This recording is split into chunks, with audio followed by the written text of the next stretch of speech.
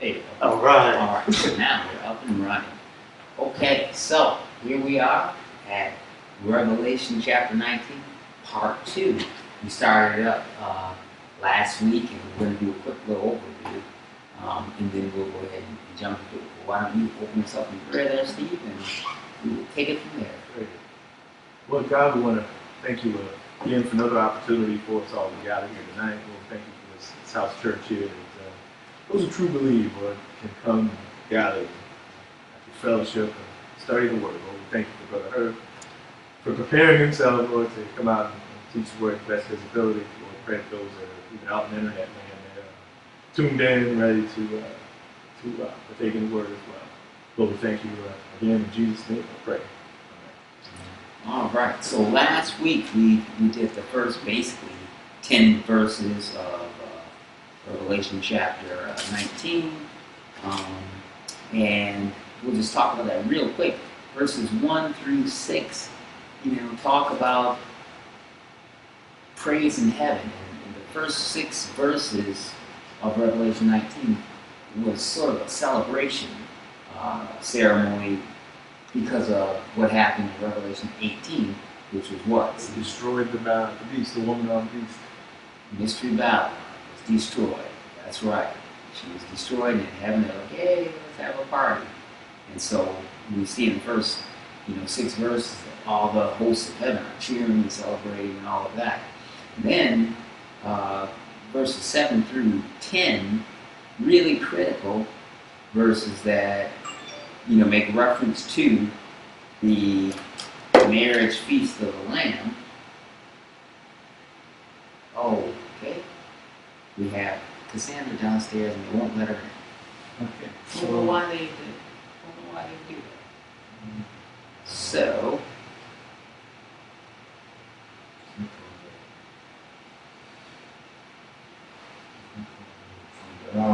Said he's a new guy, which he. I've gotten to know the new guy. He's okay. I'll go talking bad about the new guy. you memorize my name. He's like her, right? Yeah, he just waved me right through now. So yeah, so They got a little. Cassandra's like, I don't know that face. I've never seen you before. Yeah, look at you. Bible study, sure. That's what they all say before they join Al-Qaeda. They all say that. Well, what do you got that umbrella? So basically, we saw that verses 7 through 10 says, let us rejoice and be glad and give glory, for the marriage of the Lamb has come, and his wife has made herself ready. The wife is who, Steve? Gonna be the church, that's us. Yep. And it was granted her to be arrayed in fine linen, clean and bright, for the fine linen is the righteous acts of the saints. Verse 9. And then he said to me, write, blessed are those who are called to the marriage supper of the Lamb. And he said to me, these are the true saints of God. And then he fell into the worship. So it created the issue as to whether or not there are 2 different functions. The first function is the marriage of the Lamb. And in Jewish culture, what you have is you have the betrothal, the presentation, and the marriage itself. And I think that for the church, we sort of see the same sort of 3-phase presentation, announcement, and consummation. So what we have is prior to the rapture, you have sort of the engagement period when you become part of the church. Mm-hmm. And then you get to heaven after the rapture, and you have the bride being presented to the Father for the ceremony itself, and then you have the ceremony. Now, there's a split amongst, I would say, the fundamentalists, Bible theologians, as to whether or not the marriage feast and the marriage are contiguous or together, or are they separated? There's one school of thought that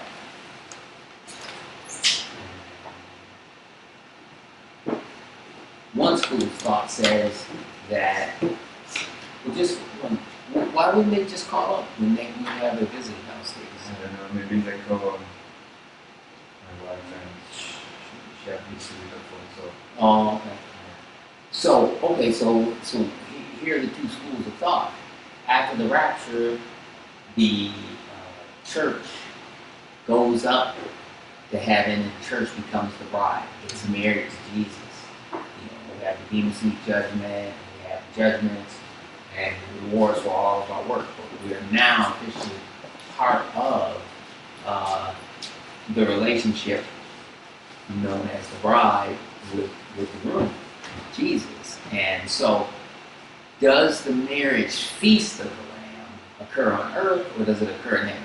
And I was saying, I've sort of passed it backwards and forwards on that over the course of the last, few years or whatever.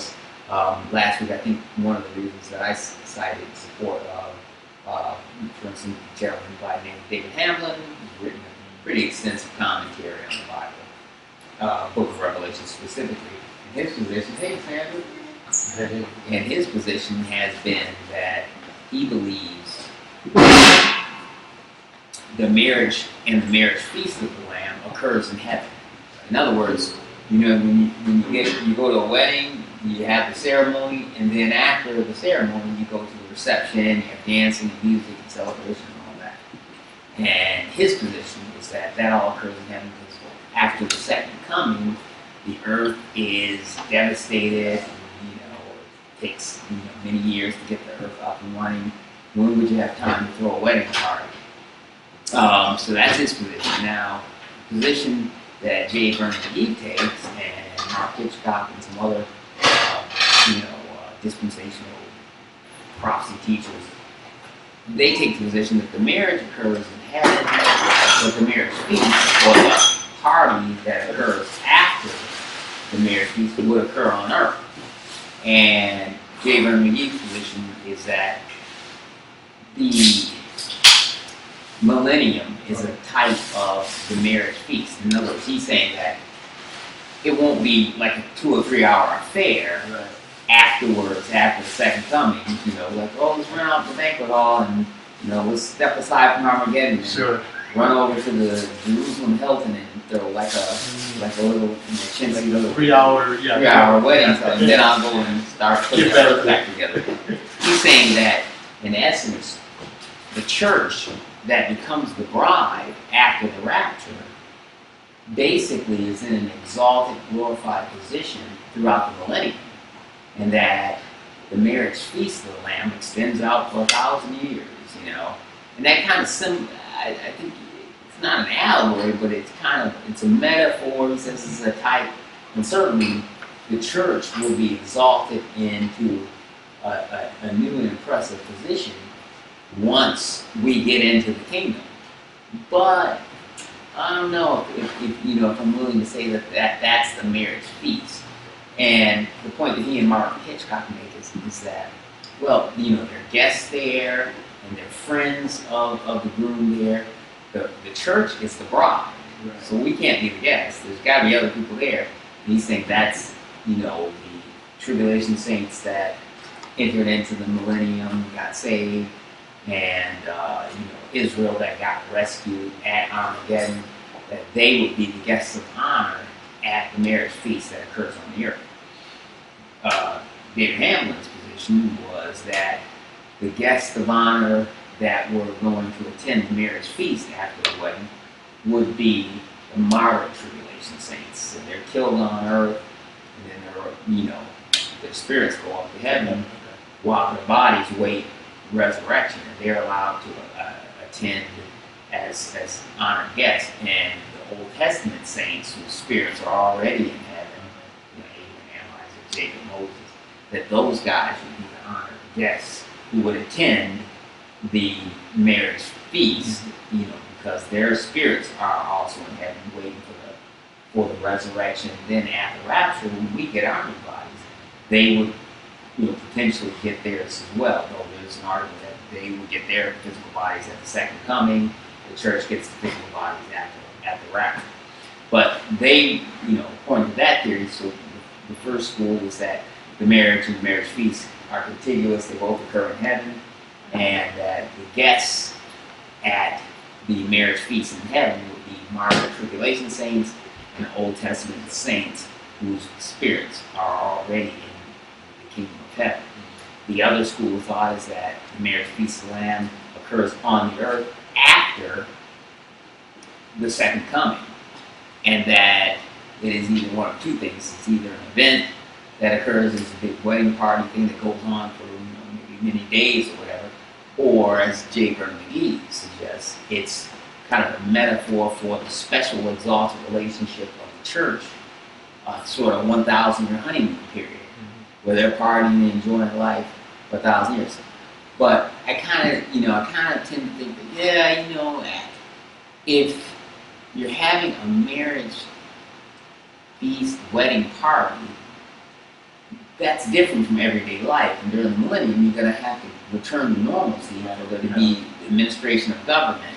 So I can't see there being a 1,000-year party going on where everybody's they're off from work and all that, because we're going to be getting our positions of assignment in the government, in the kingdom, and the peoples of the planet Earth that go into the millennium in mortal physical bodies. They're going to go on business as usual, getting married, having children, raising kids, and I don't see it being practical that Jesus and his bride are distracted in a way at a special banquet hall having a party for 1,000 while the earth is kind of just like, I didn't get smoldering from the chaos of Can you just to compare the 1,000 years with the eternity?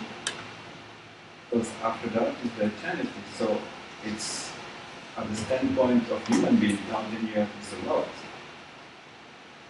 Right, but the question is the marriage feast 1,000 years, or is the marriage feast an actual event that has a certain time frame? Now, when you're in heaven, you don't really have time, but you still have on the earth the 70th week of Daniel, a 7-year period of time, by which everything in heaven has to be wrapped up so there can be a second coming.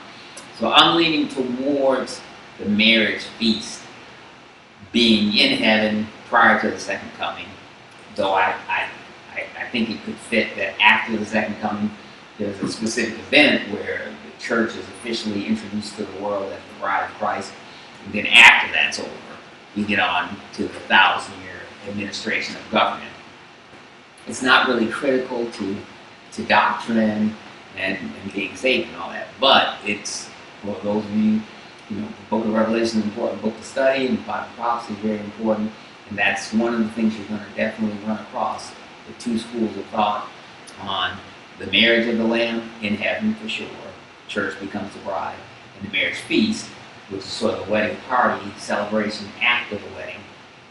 One school says it's in heaven for a set period of time during the 7-year tribulation period. I would say, that's when you have the little honeymoon period during the rest of the 70th week of Daniel. And then when you have the second coming, we put on our battle gear and our robes, and we march off to go to war. So you get married, and then you march off to go to war, and then you go to a wedding party. It seems to me that it would make more sense to get all the celebrating and all that kind of stuff out of the way first. Though I guess you could say at the end of Armageddon there would be cause for a second celebration. But then that would kind of detract from our special relationship with the Lord. If it's about me getting married to you, then I don't want it to be a commemoration of World War III or whatever. It would be a commemoration of us.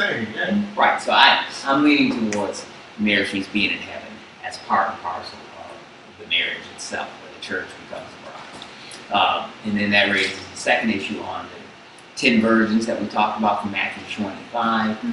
And my position has been, historically that, 5 were wise and 5 were unwise. 5 had oil, 5 didn't.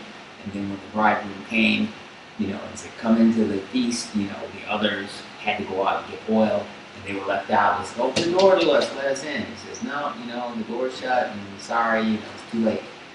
My position historically has been that, those are 5 born-again Christians and 5 nominal Christians who, members of churchianity who went to church, paid the tithes, sang in the choir and all that, but were never really saved. So after the rapture, those that had oil, which is almost certainly a symbol of the Holy Spirit, they get raptured and they go to heaven, and they spend, the 7-year tribulation period in heaven. Whereas those who are nominal Christians, who you know paid lip service to being born again Christians, but never really born again. Many Christian groups like Catholics and like they don't accept the concept of being born again. They don't believe that that's something that can actually occur. Jehovah's Witnesses, Mormons, Seventh-day same thing. So that has been my historical position. Now there's a different school of thought that says that the 5 wise virgins are the born again Christians, and that the unwise virgins were the nation Israel that didn't get born again. They were, observant of the Word of God, the Old Testament, but when the rapture occurred, because they weren't born again, they were left behind, and then they had to go out and figure out how to get the oil, which they had to get through Jesus, but they hadn't accepted Jesus. So, two schools of thought on the 10 virgins. Probably the 2 best theories are that, they are all claiming to be Christians.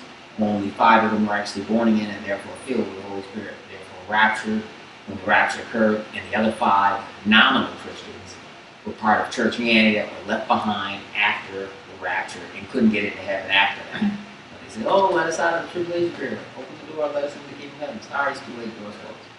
And then the other school of thought would be that the 5 wise virgins are the born again Christian church, and that the 5 unwise virgins were part of the nation of Israel, who, while maybe observant of the Word of God, the Old Testament, and the Torah, never got born again, and so they were left behind. I like, the concept of 5 nominal Christians and 5 born again Christians probably works a little bit better, though I do vacillate back and forth on the other unwise version being sort of unsaved Israel, who will have to go through the tribulation period and get saved at the end of the tribulation period. Jesus comes back to rescue Israel. Jesus comes at the rapture to rescue the church from becoming wrath of God. It is at the end of the tribulation period that Jesus comes back to earth to rescue Israel from the wrath of Satan, who is now on his last leg and is attempting to eradicate all Jewish life from the earth. So those are the 2 different schools of thought. I would get that clarified.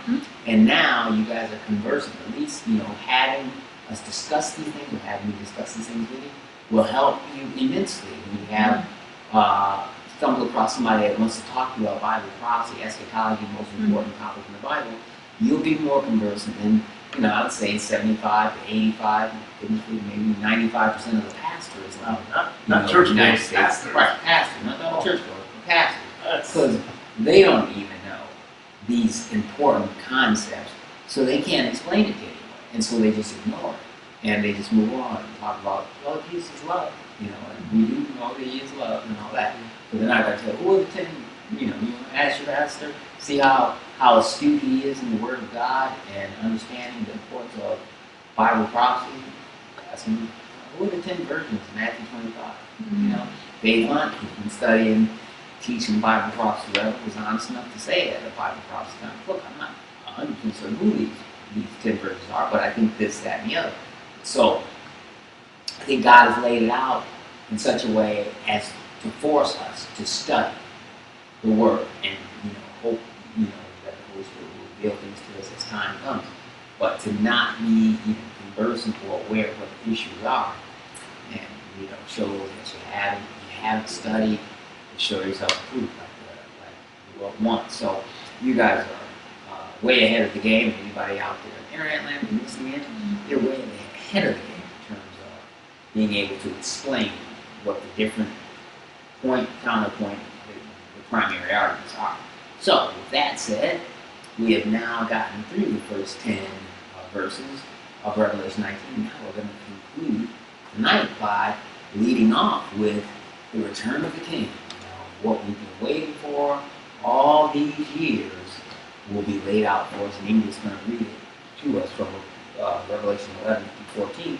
But what we're going to do is go back and look at some of the verses that foretold this cataclysmic event, this moment of the ages. So we'll set the stage for it by looking at some verses in the Bible that lay out, what was promised. So let's go ahead and start out. If you would, go ahead and read us Acts chapter 1, verses 6 through 12.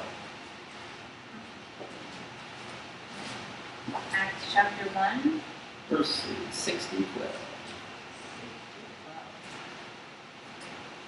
When they therefore were come together, they asked of him, saying, Lord, wilt thou at this time restore again the kingdom to Israel? And he said unto them, It is not for you to know the time or the season which the Father had put in his own power. But ye shall receive power after the Holy Ghost is come unto you, and ye shall be witness unto me both in Jerusalem and in Judea and in Samaria, and unto the uttermost part of the earth. And when he had spoken these things, while they beheld, he was taken up, and a cloud received him out of their sight. And while they looked steadfastly towards heaven as he went up, behold, two men stood by them in white apparel. Oh, sorry. Mm-hmm. To 11? No, through 12. Okay. Yep. I know it sort of seems like it's a transition, but it relates. Mhm. Read 11 and 12. Yeah. Which also said, Ye men of Galilee, why stand ye gazing up into heaven? This same Jesus, which is taken up from you into heaven, shall so come into like manner as ye have seen him go to heaven. And then returned they unto Jerusalem from the mount called Olive, which is from Jerusalem a Sabbath's day journey.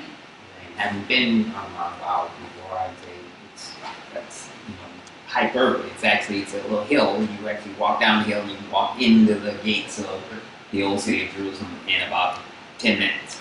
But because of the Sabbath rules, you can only do so much work on a Sabbath day. So you can't walk more than 10 minutes. So it's a Sabbath's day journey, but it's not like some far away place. Like a 24-hour gate. Yeah. No. It's walk down the hill and go up the path and then go through the gate. That's more walking or physical exercise than you can do on a Sabbath, whatever. But the whole point of reading that is that Jesus did what? He ascended into the clouds. From where? From where? Where specifically? Mount Olive. The Mount of Olives. The Mount of Olives, like I said, is a stone's throw from one of the gates of the old city of Jerusalem. And so these men that were dressed in white, they were really what? They were angels appearing in the form of men. And they said to him, Men of Jerusalem, why stand you gazing into heaven? Because what? What did they promise? He will come back. Specifically, how's he coming back? The same way he went. Where is he coming back to? Jerusalem, Mount Olivet. That's exactly right. It says he's coming back right here. Just so you know, Albert, how was your fine cuisine in Little Havana? Fine, thank you. Were you at Versailles or? No. La Frita, Okay, nice. Nice. the little man, the parking man. And he's, No, right here's fine. He goes, what are you doing here? I'm here for the Bible study. He goes, con el moreno, yeah, they know me well. They're real nice. They're real nice. They are. I like I those saw them guys. this morning. I do. Best guys, man. I love those guys. I gotta give them a tip on the way out. Dice, ¿qué haces aquí? Estudio bíblico. ¿Con quién? Con el moreno. Oh, sí. We'll get him becoming famous. The more you know it, we'll be able to sell tickets for this thing. But we were just talking about the Ingrid just read for us Acts chapter 1 that says, all the guys that were the followers of Jesus saw Jesus ascend from the Mount of Olives into heaven. They're standing there like, oh, there he's coming. And so they was like, why are you standing there gazing in heaven? He told you to go out and preach the gospel. He's coming back right here in the same fashion that you saw him go away. You're going to see him come. Meaning that he's going to physically come down out of the clouds to the Mount of Olives. Physically. And so when you look at Matthew 24 and 25, Jesus is warning, like, hey, if somebody, and I'm glad you came because, Albert always points out in Doral, you had that guy, what was his name? Jesus, Salvador. Jesus Luis Rodriguez, who died 3 years ago, and they were still waiting for him to resurrect. And what was he claiming, Albert? That he was the Messiah, the resurrected one. He claimed to be Jesus. And he had these people, lawyers, doctors, Yeah. accountants, actually tattooed say on your arms. Oh my God. And he had over 1 million followers. He had well over $1 million. And this supposed Jesus had his headquarters where, Albert? In Doral. In Doral, right The here in satellite- Miami. I mean, this year, he had $1 million worth of satellite equipment that went beamed everywhere. So he had his headquarters right here in Miami-Dade County. And so what Jesus did 2,000 years ago to preclude the sheep of that man's flock that got fleeced of millions of dollars, he said, look, when they say to you, he's out in the desert, go and see him. He's out in the field, go and see him. The Messiah is in Doral, Florida. Go and meet up with him and give him your money. Jesus said, don't do it. Because you'll know that if Jesus appears anywhere on the earth, it's a fraud. Because he says, many false Christs are going to come in my name and deceive many. He says, the Son of Man is going to come in the same way that lightning comes, flashing out of the east into the west. That's the way the Son of Man is coming, through the air. So if you meet Jesus and you're a part of the church, anywhere other than thousands of feet up in the air, you know it's not the real Jesus.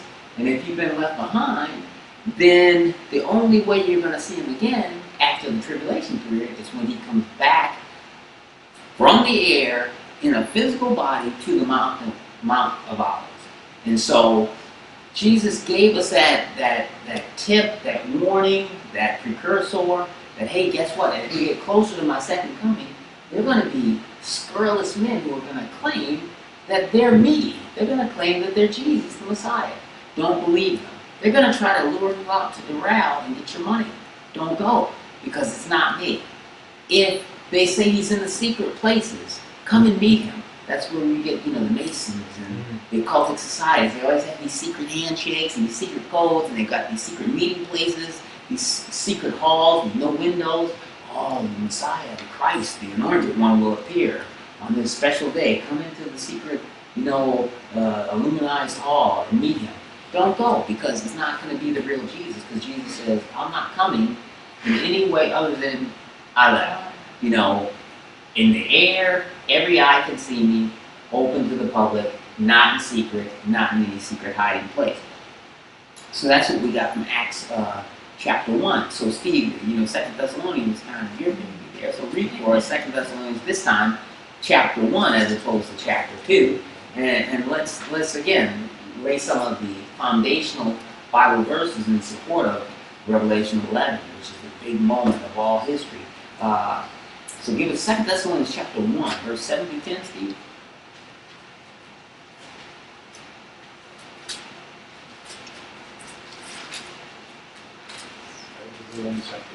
Is it 7 through 10? 7 through 10. Yes, sir. Okay. So that ye were examples. Verse 7. First Thessalonians. No, 2 Thessalonians. Second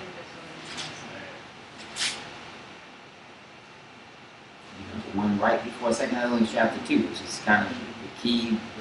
You know what, Kirk? Yeah. And what stayed with me was what you said about the Calvinists, pre-selection, predetermination. Oh, But Jesus said, whoever, not just a pre-select. Right. Now, what did it say in John chapter 3, verse 16? For God so loved the elect, The elect. that he gave his only begotten Son, that whosoever among the elect who No. believe in him would not perish. No. It says God so loved the world. And in the Bible, the world is always a type of fallen man.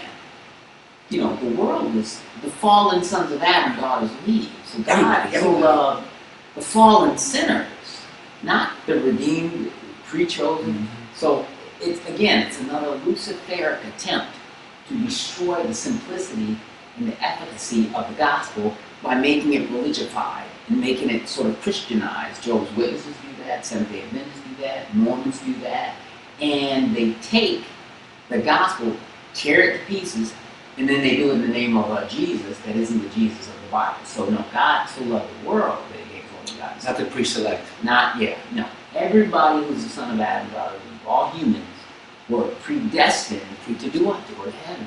So everyone was predestined, not just a small handful. And so that's how you explain that Calvinism way.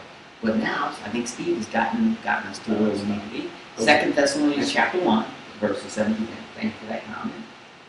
And to you who are troubled, rest with us, when the Lord Jesus shall be revealed from heaven with his mighty angels, in flaming fire, taking vengeance on them that know not God, and that obey not the gospel of our Lord Jesus Christ, who shall be punished with everlasting destruction from the presence of the Lord, and from the glory of his power, when he shall come to be glorified in his saints, and to be admired in all them that believe, because our testimony among you was believed in that day.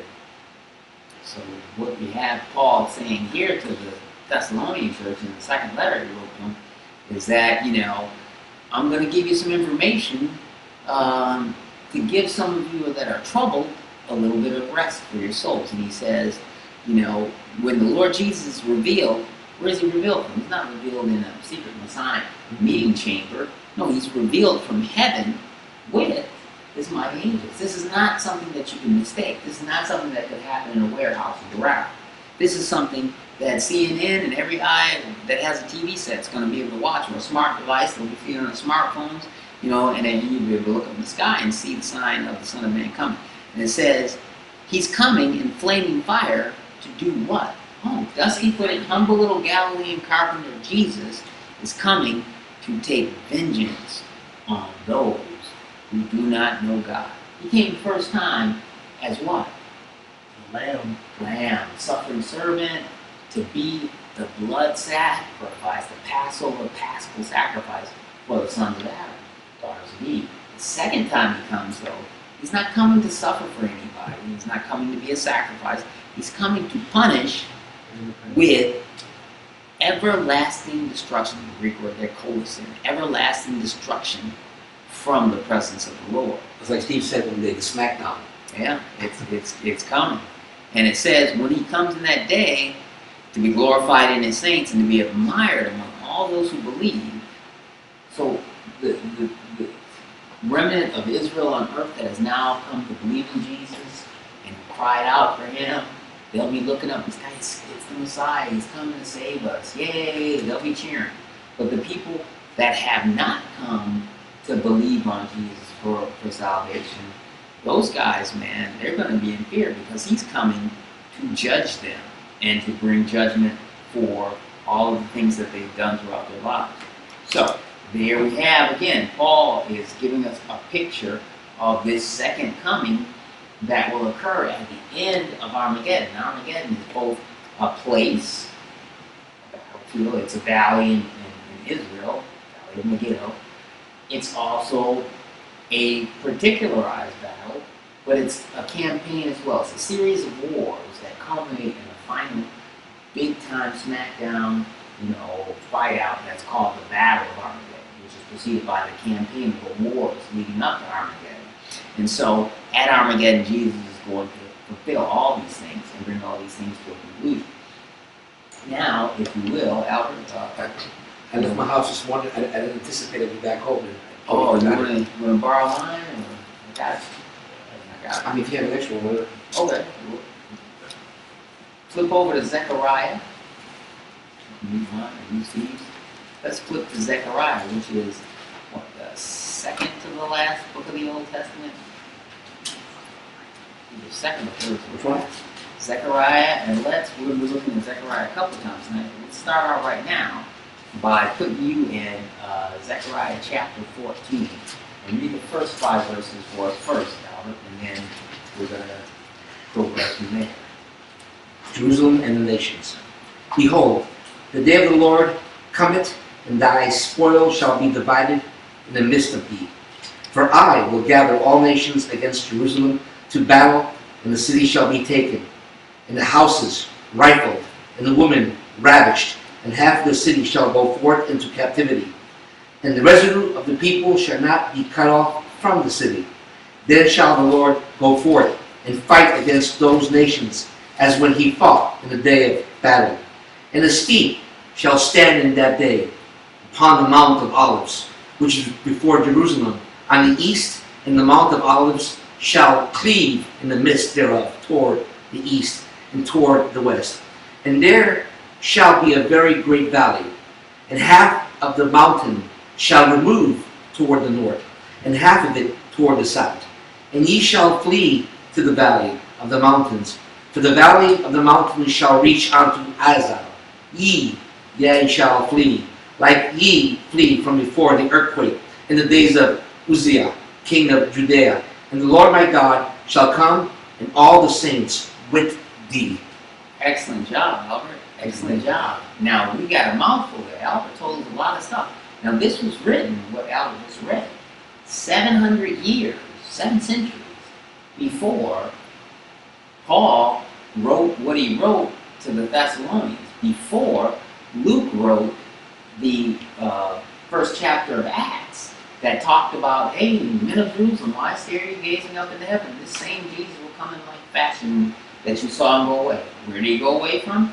He launched himself off. Where did Jesus get launched into heaven from? Mount of Olives, exactly. So the angel said in the book of Acts, chapter 1, that he's coming back to the same launching pad as his landing pad. But 7 centuries before that, the great prophet of the Old Testament, Zechariah, tells us what?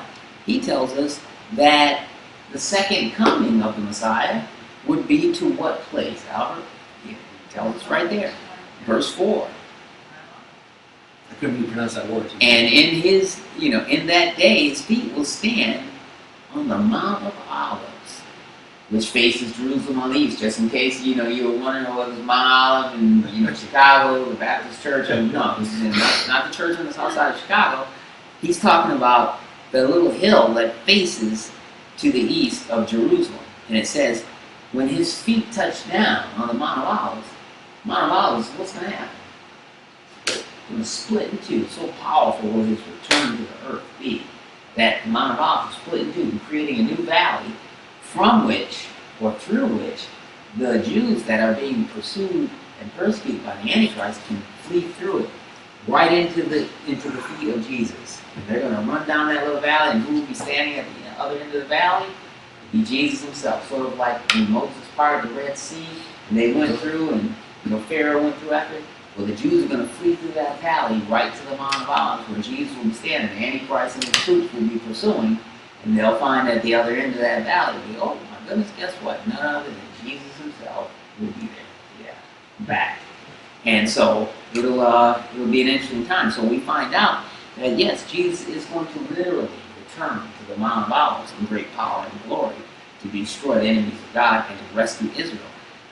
Another proof text verse that I think is important, separate apart from even the second coming, it says, Albert read to us at the end of verse 5, it says, thus, my God will come, and all the saints with you. Which we find out means that who comes back with Jesus?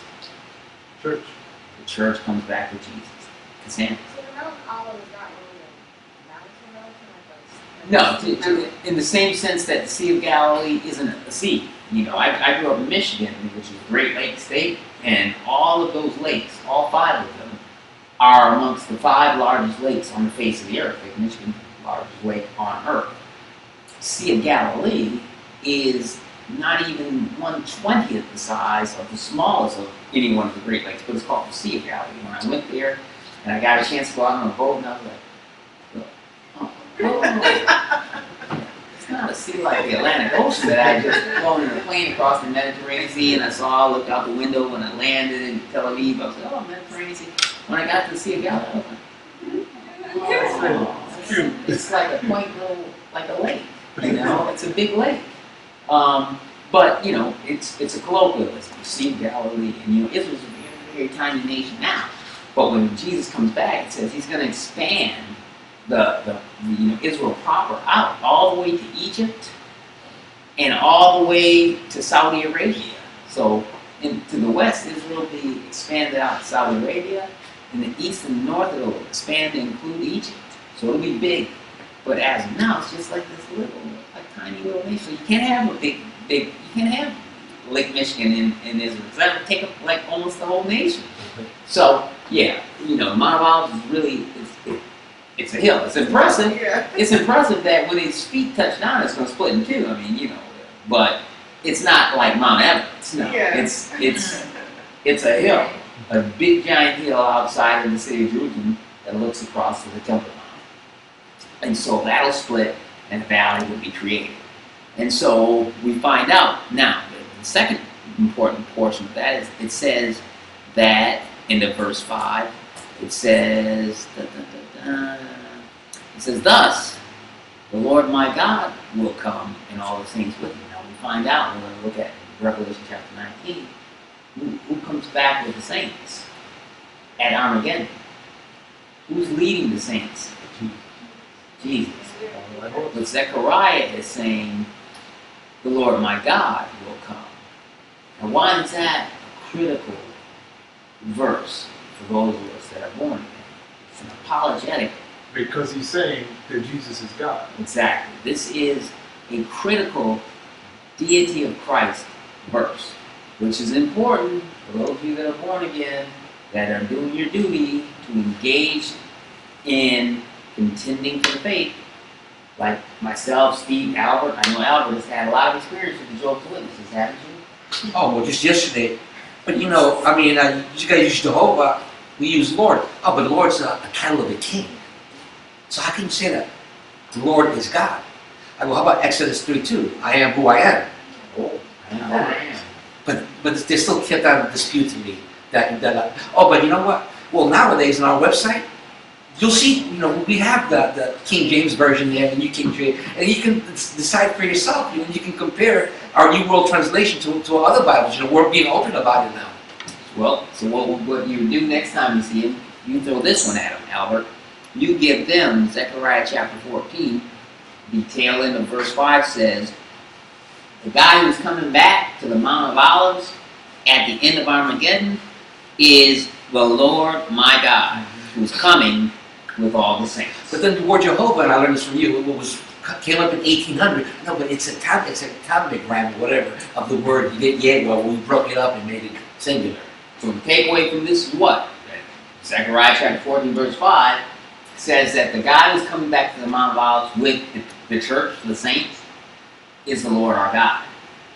It's not to say that God the Father isn't God. It's to say that the Son, who is a different person from the Father, is also the God of Israel and God Almighty. Because it says the Lord our God is coming and all the saints with him.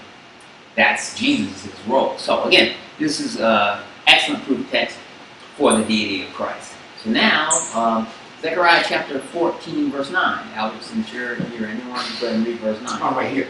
And the Lord shall be king over all the earth.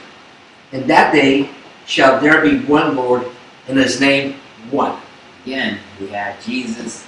There's no question, right, that Jesus is King of the Jews. It says that throughout the New Testament. Nobody who's a serious Bible student, even Jewish people, have to concede that the New Testament teaches that Jesus is the King of Israel, the King of the Jews, right? And when they crucified him, what was the charge or the appellation or the title that Pilate affixed over his head when he was being crucified? What did that Rey de los In Judíos. King of the Jews.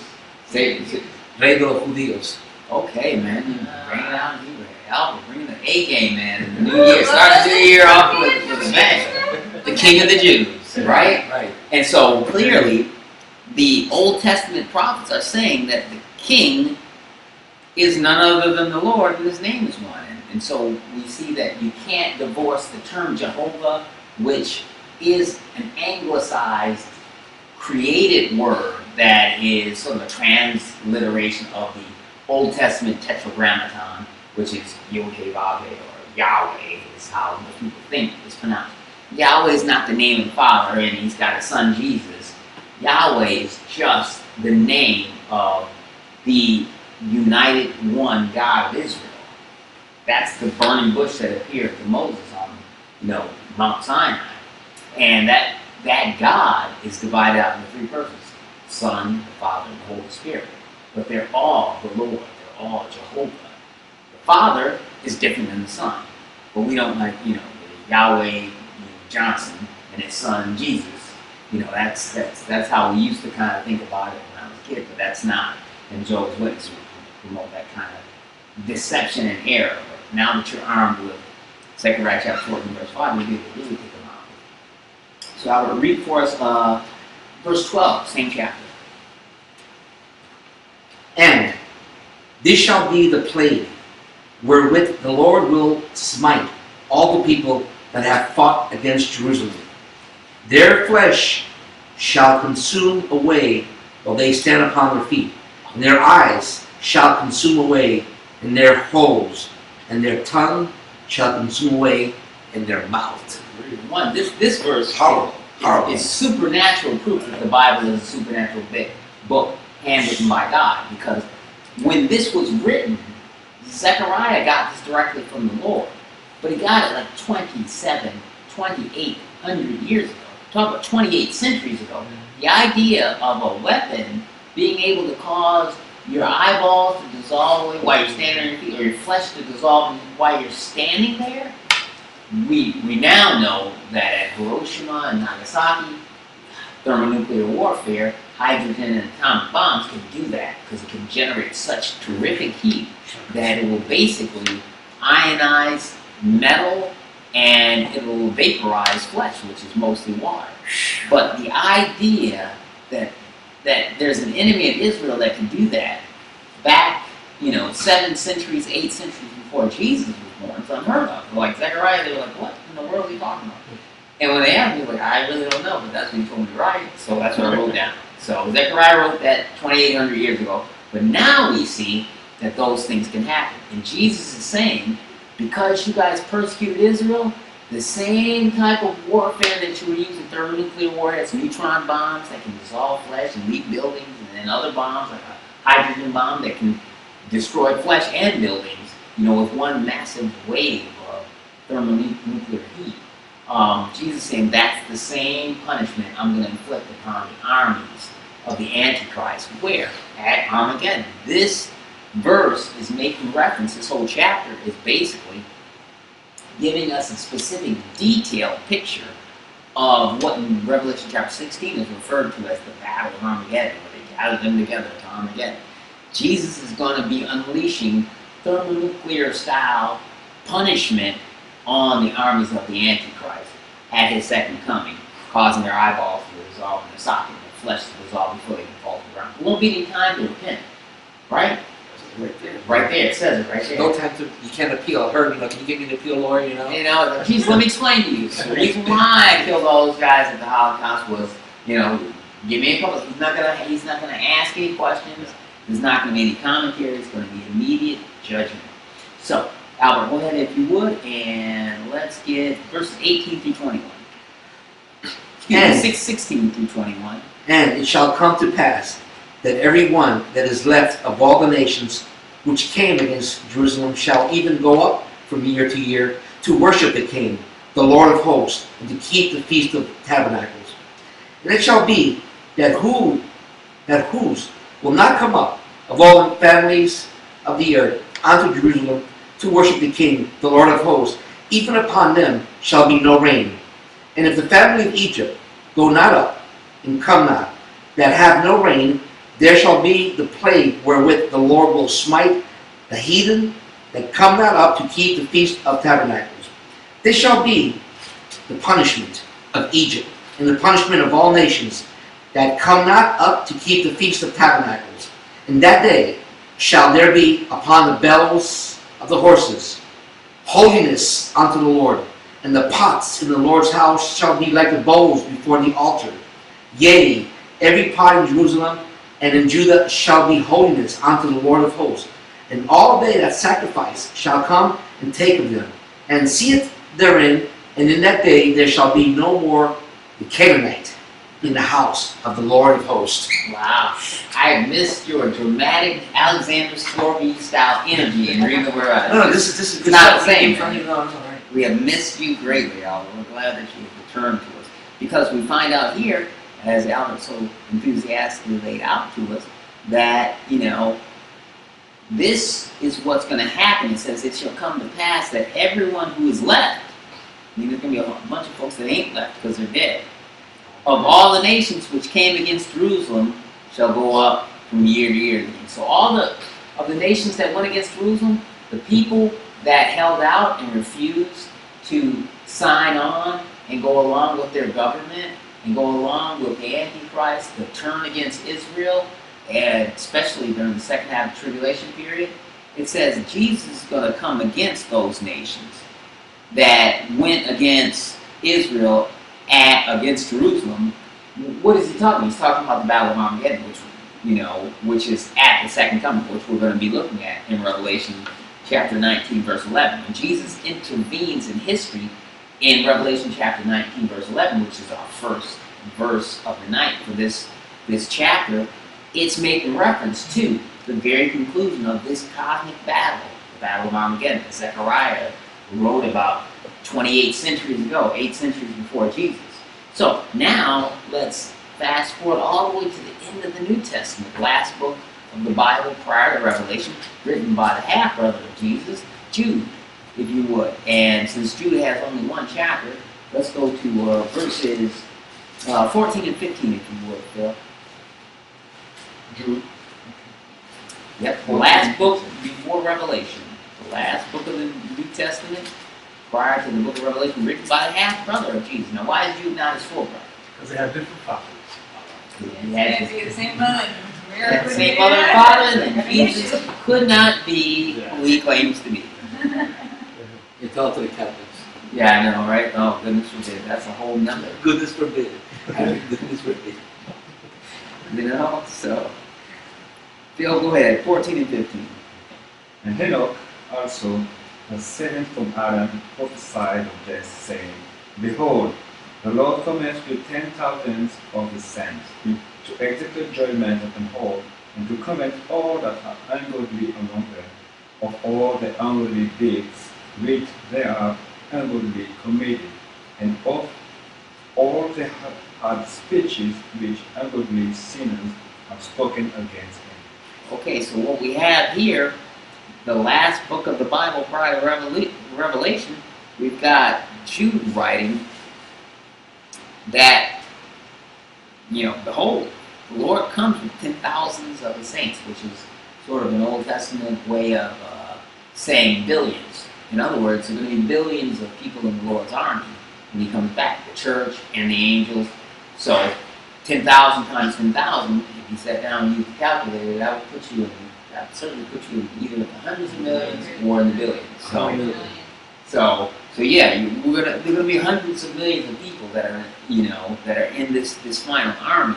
So he comes with 10,000s of his saints, and he's talking about at the conclusion of Armageddon, and he comes back to the earth again to do what? To execute judgment on all, to convict all who are ungodly among all their ungodly deeds, which they have committed in an ungodly way, and all the harsh things which the ungodly sinners have spoken against him. So even the words that the Godheads have spoken against Jesus, and against the gospel being the only way to heaven. You've all heard it whenever you say, Jesus is the only way to heaven. Oh, that's so intolerant of you. Zoroaster said, Buddha said, Confucius say, why can't we have these other alternate routes to heaven? Why do you Christians always try to say that Jesus? Because that's what the Bible says, and the Bible is the Word of God. So, we find out that Jude lays out the very same truth. And so now, let's do this. Let's go to Revelation chapter 16. Cassandra, if you would. Give us Revelation chapter 16, and let's go from verse 12 to 16. And this is where we get the famous name of this battlefield that is the host of the world's most important battle ever. And so we studied that in now it's been a couple months back, I guess, that we were in Revelation chapter 16 when we were looking at the 7 bowl judgments, boils, sea of blood, rivers of blood, great heat, darkness, the phrase river dried up, hail.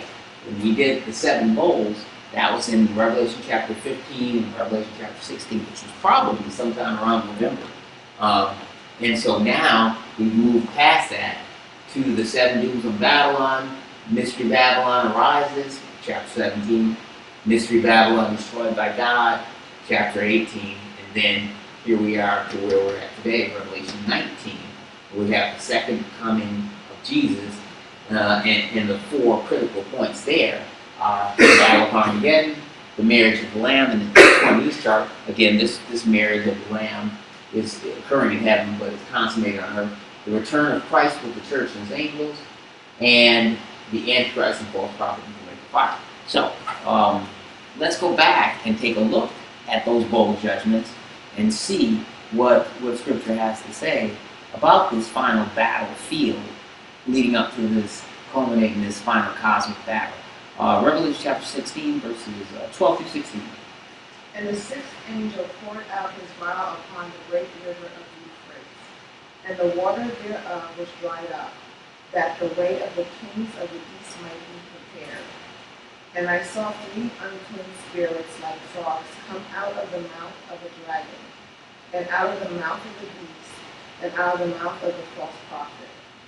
For they are the spirits of devils, working miracles, which go forth to the kings of the earth and of the whole world, to gather them to the battle of the great day of God Almighty.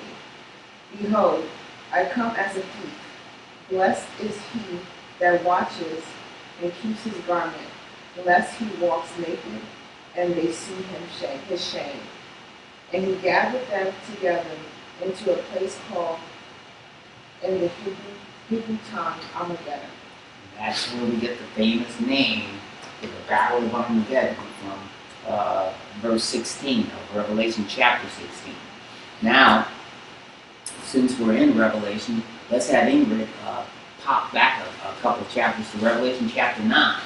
And we're going to look at some of the soldiers that the Antichrist has been busily, and I think as we speak, busily, assembling together through the use of occultism, advanced biogenetics, and the like, and the synchronization of physical bodies by stealing the DNA of humans and combining with the fallen spirits of those Nephilim killed in the flood to create this final force that Antichrist will have at his disposal to confront Jesus at the battlefield called Armageddon.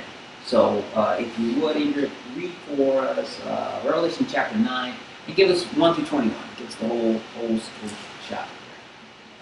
And the 5th angel sounded, and I saw a star fall from heaven unto earth, and to him was given the key of the bottomless pit.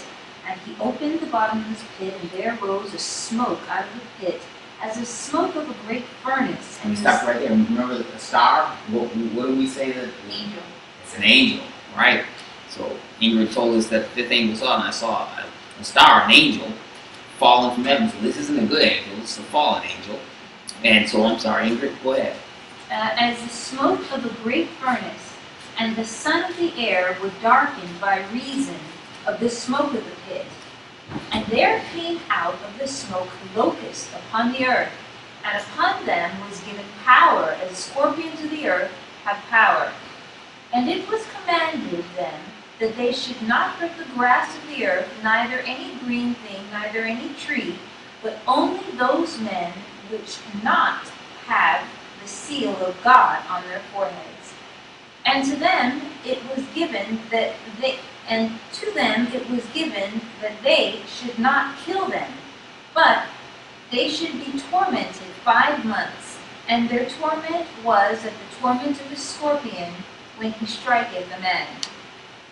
And in those days shall men see death and not find it, and shall so desire to die, and death shall flee from them. And the shapes of the locusts were like unto horses prepared unto battle, and on their heads were, as it were, crowns like gold, and their faces were as the faces of men, and they had hair as of the hair of women, and their teeth were as teeth of lions, and they had breastplates as it were breastplates of iron. And the sound of their wings was like the sound of chariots of many horses running to battle. And they had tails unto scorpions, and there were stings in their tails, and their power was to hurt men 5 months. And they had a king over them, which is the angel of the bottomless pit, whose name in Hebrew tongue is Abaddon. Abaddon. Abaddon. But in Greek tongue hath its name Apollyon. One woe is the past, and behold, there come 2 woes more thereafter. And the 6th angel sounded, and I heard a voice from the 4 horns of the golden altar, which is before God, saying to the 6th angel, which had the trumpet, Loose the 4 angels which are found in the great river Euphrates. And the 4 angels were loosed, which prepared for an hour and a day, and a month and a year, for to slay the 3rd part of men. And the number of the army of horsemen were 200,000. In other words, 200 million. 1,000 times 1,000 million, so it's a 200 million man army. Hmm. And I heard the number of them. And thus I saw horses in the vision, and them that sat on them having breastplates of fire. It's important now. Listen to the description of the combatants. Breastplates of fire. And so, Jean? Jacinth. What did you say? Blue. Okay, okay. Like a topaz? What is it? Yeah. Color? Yeah. It's like a color, like a kind of a bluish color. Like a Cobalt? I think that might be, yeah, I think. Yeah. Okay. All right, Yeah. Jacinth and brimstone.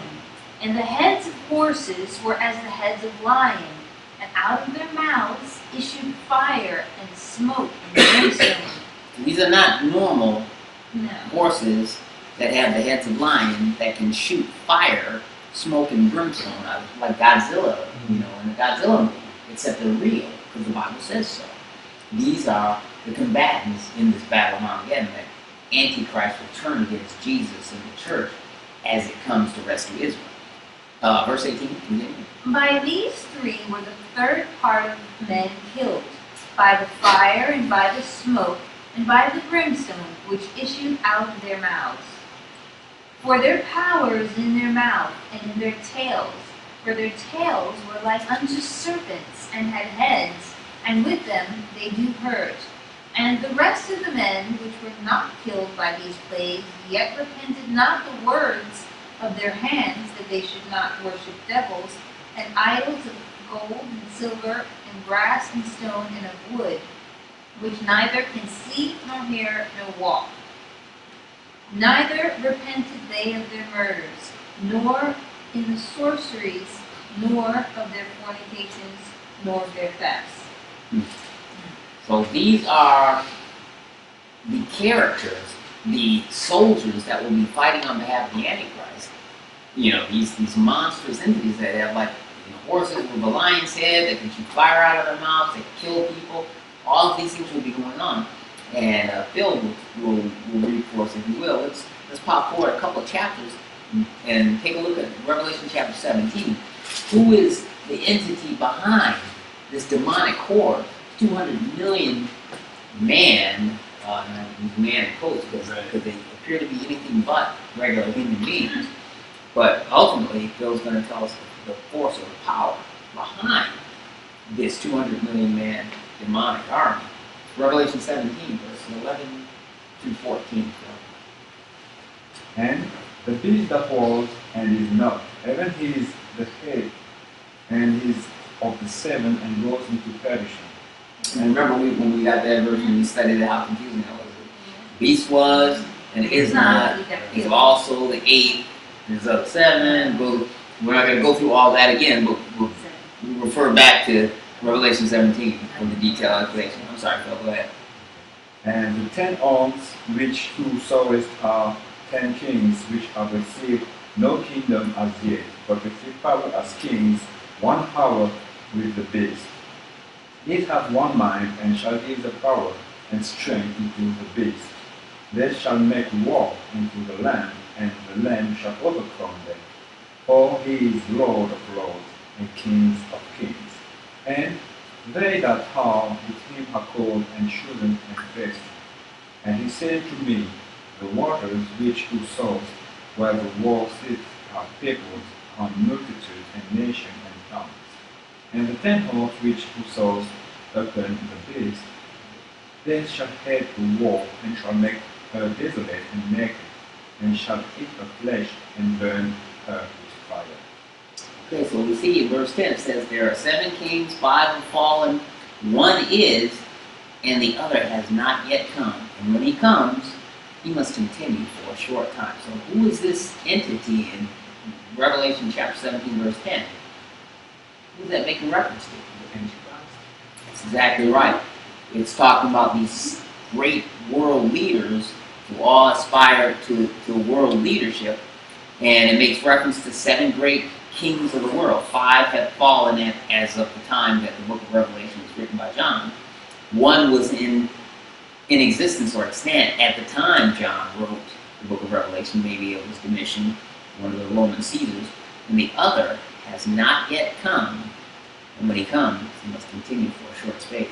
He's referring to the Antichrist. And so the Antichrist is the guy who's ultimately behind all of these, 200 million man army made up of monsters and strange humanoid creatures.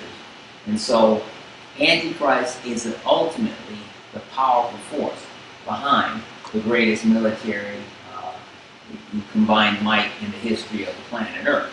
And this combined might will be turned against none other than Jesus himself at Armageddon. And so we're leading directly up to that. Okay, so let's see. It was that. Let's have let's see, Steve. I think I'm gonna have you take a look at that. Yeah, no, I'm gonna put her on the spot. Some of this stuff is really far out there. Let's go ahead and have Albert go ahead and give us now we've finally gotten to we've laid out enough background. I think that actually, Steve, real quick, if you Revelation 13 verses 1 through 5. And then let Albert take over from there. Unless you want to use mine, Albert. That's right. I use Steve's. I want to use Steve's. That's okay. Revelation 13, verse 1 through 5. 1 through 5. And I'd rather drink this Coke. Thank you. And I stood upon the sand of the sea, and saw a beast rise up out of the sea, having 7 heads and 10 horns. Upon his horns 10 crowns, and upon his heads the name of blasphemy. And the beast which I saw was like unto a leopard, and his feet were as the feet of a bear, and his mouth is the mouth of a lion. And the dragon gave him his power, and his seat, and great authority. And I saw one of his heads as it were wounded to death, and his deadly wound was healed. And all the world wondered after the beast. And they worshipped the dragon, which gave power unto the beast. And they worshipped the beast, saying, Who is like unto the beast, who is able to make war with him? And there was given unto him a mouth speaking great things and blasphemies. And power was given unto him to continue 42 months. Wow, now who is this entity? The beast. And he's allowed to continue for a period of time. How long? 3.5 months. 1,260 days. 3.5 years. Sorry. There you go. Yeah. So here we have on our 70th week of Daniel chart again, 70 weeks of Daniel is another way of saying the tribulation period. And so we see the 70th week, which begins after the rapture, is divided out into 2 periods of time, 1,260 days or 42 months. And so Steve just told us that this guy will be given 42 months, meaning Antichrist is on the scene for the entire 7 years, but it's not until the midway point of the tribulation period that he's assassinated. He goes down into the abyss, which we kind of see depicted right here during this 7-year tribulation period. At the midway point, Antichrist gets assassinated, goes down into the abuso, He's indwelt by Satan himself, comes back to life, is resurrected. And now, wow, he's standing on the throne of the world because the world is saying, who is like the beast? Who can make war against him? Killing him can't stop him. Then we might as well raise the white flag and sign up and join up with his force of military rulers. And that's how he consolidates his nefarious rule over all the nations of the planet Earth, and how he is in complete control by the time we get to the end of the 42 months of the Great Tribulation period. All the nations of the earth have bowed the knee to him and turned their military might over to him. So he's truly the one world ruler of the one world government with a military force unlike anyone has ever seen before. And it's in this environment into which this next incident occurs that injects the kingdom of heaven from heaven into the earth's atmosphere. And Albert will tell us about that. Revelation chapter 19, verses 11 through 14. Let me ask you, is the concept of beast and dragon synonymous? The dragon would be it's sort of like the Father and Son. Like God the Father is the Father of our Lord Jesus Christ, you know.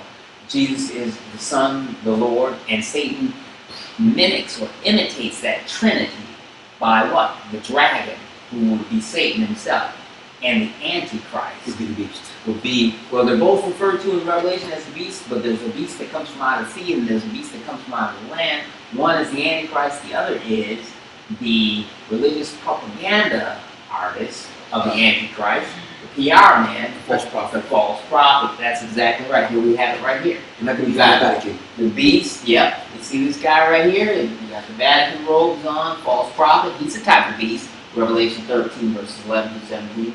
And then you have another beast, the Antichrist, which is the beast from out of the sea. One from the land, one from the sea. Revelation chapter 13, verses 1 through 6. The Antichrist is one of the beasts. And the other beast is the false prophet. And the harlot? The harlot is the false religious system, Mystery Babylon, which becomes an economic system, which God causes to be destroyed in Revelation 18, because the Antichrist no longer needs the Mystery Babylon false religious, false pseudo-Christianity paradigm. He needs it during the first half of the tribulation to consolidate his rule over the hearts and minds of people. But then after he's assassinated and rises from the dead, indwelt by Satan, he doesn't need a false religious system to fool people anymore. Now he's got the muscle to take over the world through the force of Satan himself. And so we do away with the church after Revelation, the false church after Revelation 18. Now you've got Antichrist sitting on the throne, ruling for the final 42 months with Satan dwelling inside of him, and his religious propaganda artist, the false prophet, causing people to bow down and worship an image of the Antichrist that the false prophet has set up in the temple of God. And the false prophet is responsible for what I believe is the biogenetic chip known as the mark of the beast that everybody has to take or get your head cut off or starve to death and not be able to go to Publix.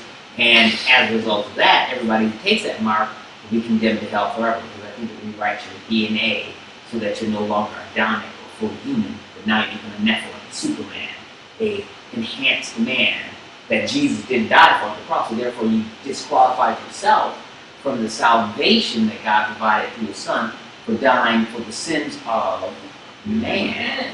So God became a man to die for the sins of men. He did not become a Nephilim or a hybrid to die for the sins of the Nephilim hybrids, right? So that's why they have no salvation, they have no Satan, and which is why they hate us so much. Okay, so that being the case, So the harlot will have success at seducing people into the new system. okay, with that, you ready to read now? The rider on the white horse. All right, Revelation chapter 19, verses 11 through 14. Again, this is the penultimate moment in all human history that everyone's been waiting for, and all the background that we went through was to set the stage for this very incident, this very moment. Revelation chapter 19, verse 11 and 13 and 14. And I saw heaven opened, and behold, a white horse. And he that sat upon him was called Faithful and True. And in righteousness he doth judge and make war. His eyes were as a flame of fire, And on his head were many crowns, and he had a name written that no man knew but he himself. And he was clothed with a vesture dipped in blood, and his name is called the Word of God.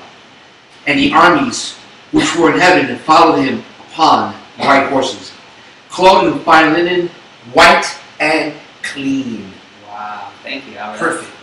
So it says, heaven opened up in verse 11, and behold, a white horse, and he who sat upon him was called Faithful and True. Who is this guy sitting on the white horse? The word of God. At the beginning was the word, Jesus. Jesus, right? Not to be confused with the counterfeit that we encountered several chapters earlier. Remember, there was another rider on the white horse. And this rider on the white horse, the first time we see him in the book of Revelation, is none other than who? The first rider on the white horse. Come on, now, Steve, help us, please. That's going to be the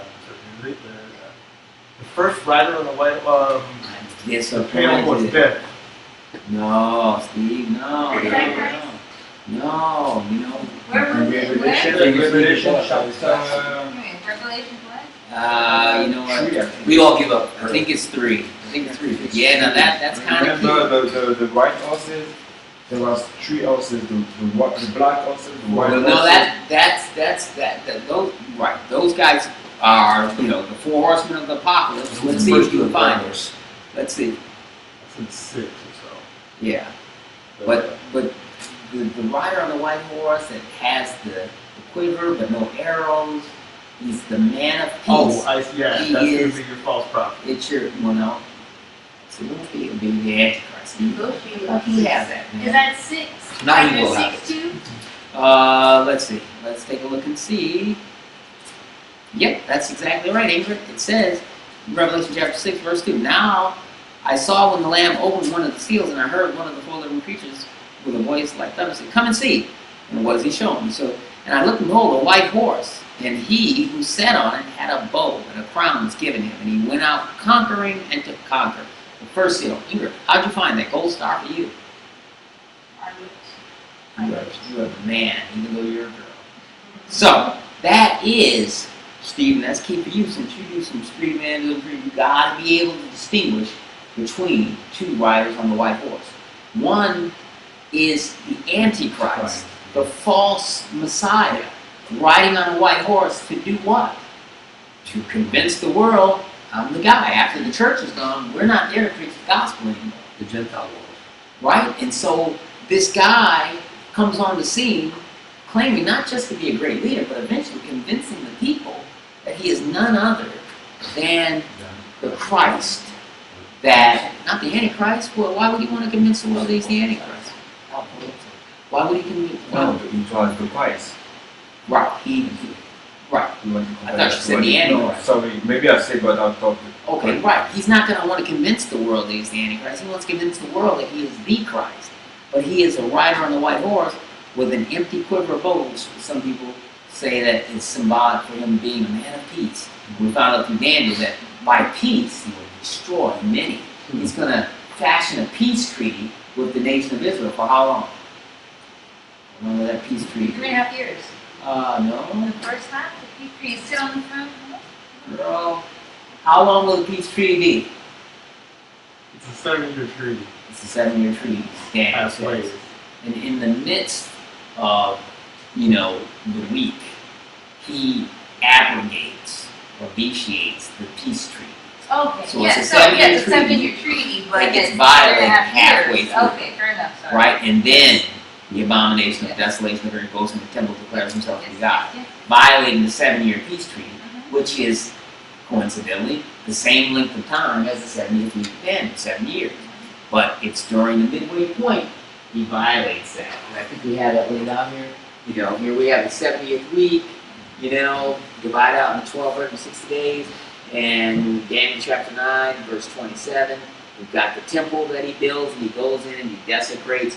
And so we find out that the Antichrist does that, Daniel chapter 9, verse 27. But I only segued into that to add a little heft to what Albert was saying, and we'll end it. And well, probably I know Cassandra has studies, so I made it a point, you know, in New Year's resolution, to make sure that we wrap up by 8:30 so everybody can come and we'll have a limited time. So we'll finish up everything next week. But we want to distinguish Revelation chapter 2, chapter 6, verse 2, rider on the white horse, So 1911. with 1911's rider on a white horse. The rider on the white horse here is none other than, not the Antichrist, but The Alpha and Omega. the Alpha and Omega, which is none other than God, I am who I am. Holy. You don't believe Jesus? Of course it's Jesus. Oh, okay. Absolutely. I'm trying to, you know, there's no other name under heaven by which man, it's not Alpha and Omega. It's Right. Jesus, right? Alright, so Jesus is that guy who's right on the white horse. Jesus. And when he comes back in Revelation chapter 19, verse 11, man, he's ready to settle accounts with the people. And it says he's sitting on the white horse, and you know he's called faithful and true, and in righteousness he's doing what? What is he coming to do? Make war. To judge and make war. To judge and make war. He's you know, you took the mark. Judgment upon you. You know, your eyeballs are going to dissolve. Your skin's going to dissolve. I'm sorry. Is that the end of the tribulation? This is now, Cassandra, we're at the end of the 70th week. Now, we're 1,260 days past the desecration of the temple, which is how you know that the rapture has to precede this, because the rapture can happen at any time. If this rapture occurred at the end of the tribulation, we could count the days now and know, okay, he went in the temple, he put his image in the temple, Somewhere in the declared next something 12, God. Okay, that'd be 1,260. Who's got a calendar? Okay, counting off 1,260 days, and that's the day he's coming. So the rapture, Jesus is saying, be watchful, because you don't know the day or the hour in which the Son of Man comes. I do know the day or the hour in which the Son of Man is coming at Armageddon. It's going to be 1,260 days exactly after the desecration of the temple by the Antichrist. So now, Sandra, to answer your question, we've reached full circle. We had, what, the 70 weeks of Daniel, which was laid out to Daniel by the angel Gabriel, right, back in Babylon, and he says, 70 weeks are appointed for your people. But the 70 weeks are not 70 weeks of days, they're 70 weeks of what? Years. And those 70 weeks of years, which would give us a total of 490 years. Sorry. 409, 7 times, what? 7 times 40? 49, Right. 7. Right, 7 times 7 is 49, so 490. 70 times 7 is 490 years. But those 490 years, or the 70 weeks, would be divided out into 2 sections. The first section is how long? 69 weeks. 69 weeks of years. That special prophecy of the 69 weeks of years leads us up to what? The presentation of The Messiah. the Messiah Yes, is presented to become the Passover sacrifice. So we know 173,880 days to the day, or 483 years to the day, that Jesus came in 32 AD to be presented on Nisan 10, which was Palm Sunday, to present himself as the Passover sacrificial lamb. 4 days later, he was sacrificed. At that point, we have the clock stop after the first 69 weeks of years. So that 7 years later, it wasn't the end of all time. No, 7 years later, we were 7 years into the church age, which was the gap, the parenthetical period that lasts for about, right now, it's been going for about 2,000 years, and now, almost now, is at an end, because we know the Bible talks about 6 days, and a day being 1,000 years, like about 6,000 years of human history. Then you get a day of rest, the Sabbath day of rest, also 1,000 years. We've already had 6,000 years of human history, which means that for that analogy to work, then the Lord has to come back for that 7th day right about now, right? Because we've had 6 days of toil and struggle, or 6,000 years of human history, toil and trouble outside the kingdom of the Lord. And we're going to have that final 7th day, or 1,000 years day of rest, very soon, because we've already reached the end of our 6,000 year period. Okay, so assuming, let's say that happens later on this month, or later on this year, boom, the 6,000 year period of time, or the 6 days of work have been accomplished. The church gets caught up into heaven at the rapture, and that then ends the gap period and you click the stopwatch, and you start up the clock again on the what? 70th week. For the 70th week, because you already have 69 weeks of years already leading up to the presentation of the Messiah as the sacrificial lamb, right? He came the first time to be a blood sacrifice. Second time, he's coming not to be a blood sacrifice, but to, make war and to judge. Okay, so we see the church go up into heaven. That starts the 70th week of Daniel, which we've already talked about, is divided out neatly into 2 sections. And those 2 sections are how long in length? 3.5 years, 42 months, 1,260 days. That's exactly right. At the end of the 1260 days, the 1260 days that lead out from the Antichrist going into the temple, declaring himself to be God, he plays the whole "I'm Jesus the Messiah" thing to the hilt. He rises from the dead, right? Just like Jesus. He goes in the temple and he declares himself to be God. I'm God in human flesh, just like Jesus did. And 1260 days later, the real Jesus, God in human flesh, comes back to depose this guy. Which is Revelation 19:11, which is the 1260th day. There you go. So we have that, and that's the end of the earth. that is the point in time that we've reached. And it talks about the Feast of Tabernacles and that. From this point on, Feast of Tabernacles basically is it's like Thanksgiving Day for the nation of Israel, when they celebrated God being merciful and leading them out of captivity in Egypt. All the nations of the earth will celebrate the Feast of Tabernacles. The other feasts, biblical feasts, won't be necessary, Yom Kippur and all that, won't be necessary to celebrate those because they foreshadow, Dave Hunt explained it this way, and J. Vernon McGee explained it this way, foreshadow an event that's already come. A blood sacrifice that has to come. A sacrificial lamb that's already come. Now the only celebration that we need, Gentiles and Jewish people, now that Jesus has come back at Revelation 19 and 11, is the Feast of Tabernacles, which is the feast that was kind of the Thanksgiving celebration, where you take time off and you say, oh, we're thankful that the Lord led us out of Egypt. Well, now we're thankful that the Lord led us out of 6,000 years of dark rule by the God of this world. Who's the God of this world? Satan. Satan. That's exactly right. How did he become the God of this world? That's a bit of a segue. Well, when he saw God that made man in his image, he goes, what is this? What is this? How can this be? So let me just try to reverse that transformation. How do you do it? By going to Eve and saying, Eve, yes, you can eat from this tree, knowledge of life. But now explain this, Alfred, since Eve didn't have the leadership mantle of the planet Earth, she wasn't the custodian of the earth, how did he get it by using her? Good question. Why her? Why not Adam? Because Adam would have busted him in his face, because he was a man.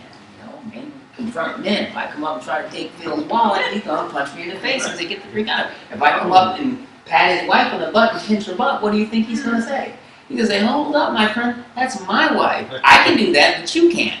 So what does he do? He goes to Eve first, turns her, so that she, in turn, can turn him. Because if he goes to Adam directly and says, hey, I can make you the head of the whole planet Earth. He's like, I'm already the head of the whole planet Earth. I mean, God told me to run the planet from. I am in charge. So he didn't have anything to offer Adam. But Eve, he could say, hey, women on top, dude, man, you're being cheated out of your leadership responsibility. That man Adam, he's not the leader that you could be, but God has hidden that truth from you. If you partake of the tree of knowledge of good and evil, you can realize that you're a goddess and you can run the whole show. So she took the fruit and ate it, and because Adam was in love with his wife and didn't want her to be thrown out of the garden without him, she asked him to do it, and he had a decision to make. And we all know what tragic consequences what that decision was. And I took your question and I turned it into the Socrates method, asking you, and you gave the example. There you go. Thank you. Wow. See, you're on your way to a biblical professorship for sure. Indeed. Very good. One more thing, Herb. When she first read, she mentioned a star that's fallen. Out of all the Bibles, there's only 2 Bibles, which is the King James and the New King James, where it mentions in Isaiah 14, Lucifer. I looked for the word Lucifer. I couldn't find it in none of the other Bibles. Mm-hmm. Well, the other Bible says a fallen star, or a star, or the light of dawn. Let's get into the Hebrew indicatives and Greek and all that, but next time, because we got to wrap it up because Cassandra's got a class to go to. But yeah, we've gone through a lot of meaty stuff, and we only got to verse 11. But we'll finish up next week with the rest of Revelation 19, and we'll start out with Revelation 20. So I know Cassandra has to race out, but if anybody else has questions or comments, then we're free to ask those now. Cassandra,